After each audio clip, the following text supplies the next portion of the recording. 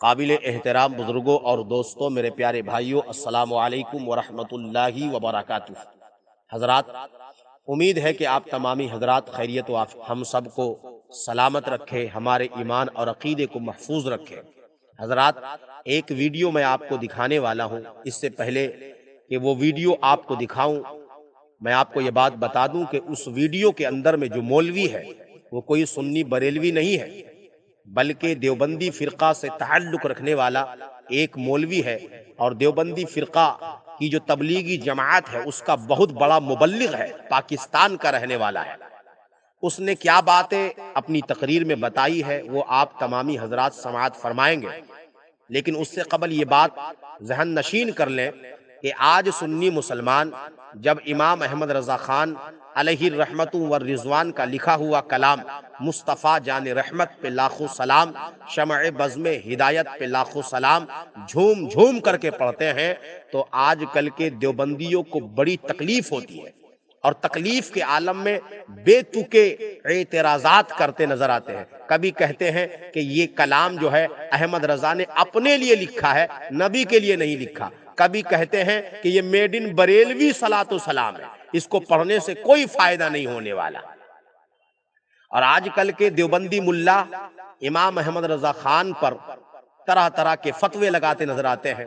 کبھی جو ہے امام المشرکین کہتے ہیں، کبھی بدعتی کہتے ہیں، کبھی مشرک کہتے ہیں۔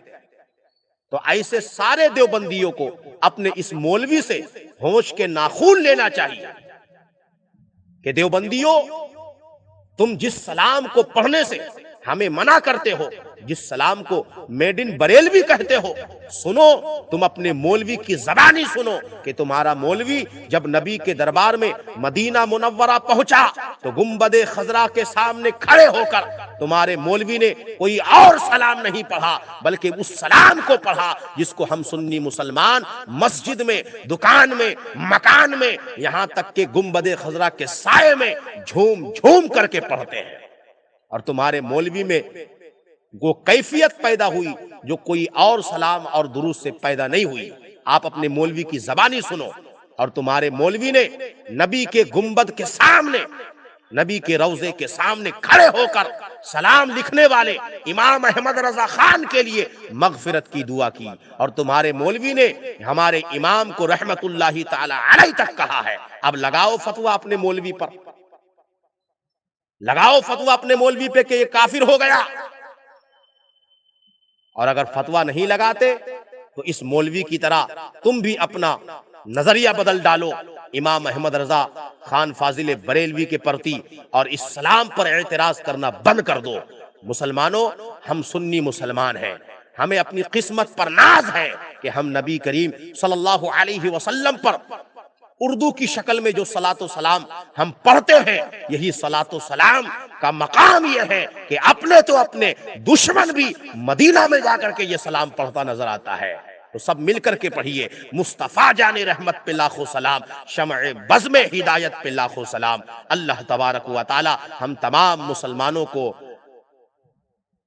اپنے حفظ و امان میں رکھے اور ایمان کے لٹوروں سے ہم سب کو بچائے۔ السلام علیکم ورحمۃ اللہ وبرکاتہ۔ میں اس دفعہ ابھی عمرے پہ گیا، پر 4-5-7 دن پہلے آیا ہوں۔ ایک دوسرے کو برا نہ کہا کرو، آخری میری بات تو میرے دوستو، کسی کو برا نہ کہا کرو۔ کوئی کسی دیوبندی کسی بریلوی کو کچھ نہ کہے، کوئی بریلوی دیوبندی کو کچھ نہ کہے، کوئی بابی سنی کو نہ کہے، سنی بات۔ میں یقین کرو، میں نے روضہ مبارک پہ کھڑے ہو کے درود پڑھا، میں نے روضے پہ کھڑا ہو کے درود پڑھا۔ کتنا درود پڑھتا ہوں میں، کتنی دفعہ پڑھا ہے، کتنی دفعہ سلام کیا ہے، اللہ مجھے کئی دفعہ لے گیا اپنے فضل سے۔